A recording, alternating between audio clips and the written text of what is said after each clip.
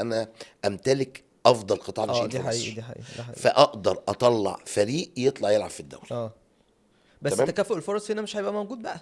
مفيش، صح. فهضطر اعمل ايه؟ اه هرجع بلعب مع فرقه انزل قطاع الناشئين، فالتنافس مش حلو. اه فرقه تانية اروح انزل الفريق الاول، صح صح. يبقى التنافس اكبر، امم يبقى لعبت في النتيجه. امم فعشان كده قلت لهم يا جماعه لازم نشوف حل ان نلغي فكره اللي فوق واللي تحت. طبعا امم يعني هم ما اقتنعوش ما بالكلام اقتنعوش، لكن وحريه طرحت الراي. طرحت رأي. لازم اطرح. اكيد. وطرحت فكره برضو اه في اللي في هي اجتماع الرابطه. اللي هي احنا هنا بنتكلم عن الاجتماع الاخير ده. الاجتماع الاخير اه بتاع اوكي. الرابطه ده طرحت فكره وكنت لازم اطرحها، امم بما اني انا نادي من النوادي اللي اللائحه بتطبق عليه، واحنا كلنا كنا بنشوف اللائحه امم وهي بتتعمل، امم عشان بس تبقى الامور واضحه.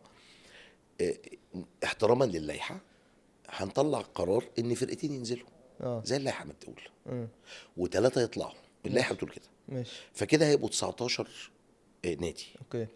المفروض ان احنا عايزين نعدل المسابقه فتبقى عدد زوجي، فناخد نادي تاني. ماشي. النادي التاني ده عباره عن الناديين اللي نزلوا دول يلعبوا ماتشين بره الدوري، خلص الدوري خلاص وريحوا، نشوف بقى في الفتره دي اه يلعبوا ذهاب وعوده، اه واللي ياخد النقط يطلع الدوري والتاني ينزل.